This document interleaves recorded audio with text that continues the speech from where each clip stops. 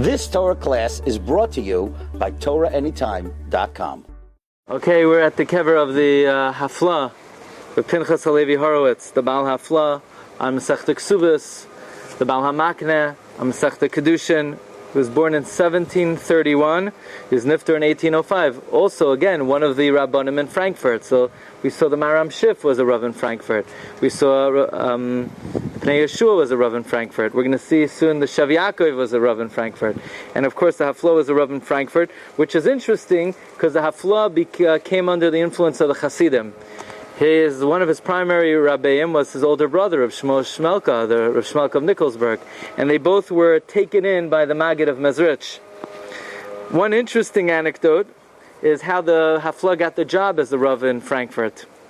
He was involved in the Klivis get, which is a whole episode, a very controversial get that split all the Rabbanim. So one of the Choshver Rabbanim of Frankfurt, again, the Chassam Sofer was born in Frankfurt at the time that the Rav of Frankfurt was Rabbi Avram Abish. We'll talk about him on the bus. Rabbi Avram Abish, I believe, is buried here. I don't think we know exactly where Rabbi Avram Abish was buried. Anyway, Rabbi Avram Abish, who was the very respected Rav in Frankfurt, invalidated the get. Many Rabbanim held it was a kosher get. The Haflaah held it was a kosher get. The Haflaah wrote a tshuva to say the get is a good get.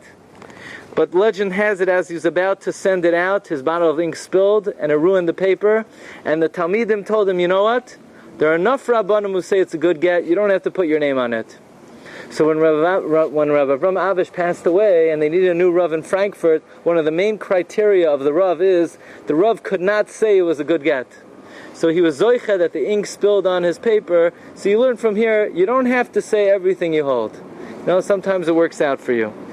Anyway, if I could say one of the favorite things that I like to say over from the Haflaah is a pshat the Haflaah said. By the way, the Noid Yehuda loved the Haflaah. The Noid Yehuda's son writes in the Divrei Yedidos, in the Hakdamah of Noid Yehuda, every single day of the life of the Noid Yehuda, the Noid Yehuda would say how much he loves the Haflaah. Interesting. The Haflaah had terrible cataracts. He couldn't see out of his eyes. He needed surgery. He decided only to repair one eye. Says the Haflaah, for Olam Hazeh, I don't need an eye. What do I need an eye? To learn the Gemara. For that I only need one. I only need one eye. So he repaired one eye. It's interesting, the Haflaah, one of his big Yesaidos, the Haflaah writes, is that a person has two sets of eyes. Physical eyes, spiritual eyes. And this is an idea that his Talmud, the Chassam Sofer, expounds on in many places. To the extent that a person closes his eyes to the physical world and doesn't take in the physical world, to that extent his Einei HaSeichel could see from one end of the world to the other end of the world.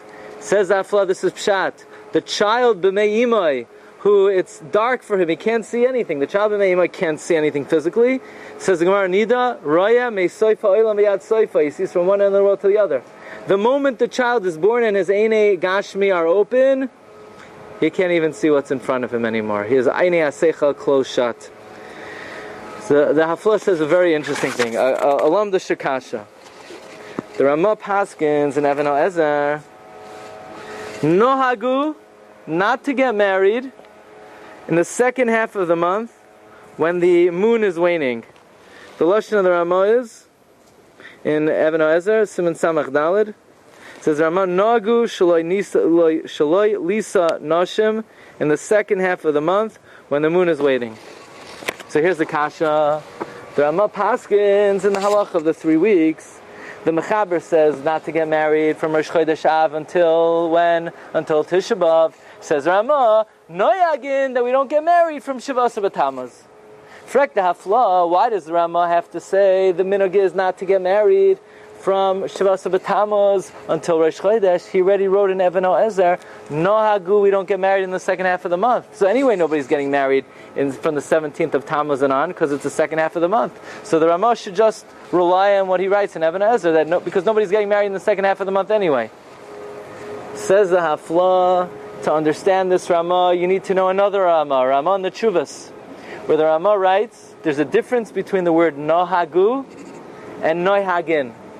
Nohagu means people do it, but it doesn't mean it's correct. Noyagin means l'charchila, it's a good minhag. When the Ramah says nohagu, not to get married in the second half of the month, the Ramah doesn't mean it's a good thing not to get married in the second half of the month. You should get married in the second half of the month. It's just people have this thing, they have a hang-up not to get married in the second half of the month. And Lamaisa, I believe Rav Pam would quote this Haflaah. You could get married in the second half, no reason not to get married. Either Ramah says nohagu. Nohagu doesn't mean it's a good minhag. It means that's what people do, but it's not really correct.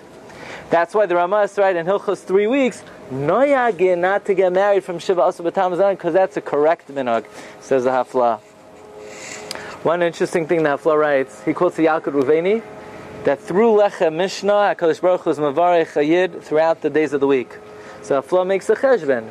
You have Lechem Mishnah Friday night, you have Lechem Mishnah Shabbos morning, you have Lechem Mishnah by Shal Shudas. Each Lechem is Keneged, the first 2 are Sunday, Monday, the next 2 are Tuesday, Wednesday, and the Shal Shudas is Thursday and Friday. So Haflaah is one of the great Rabbeim of Klal Yisrael, through his Torah and through his Talmud Chasam Sofer. Chusay Yagein Olein Mal Kol Yisrael. Amen.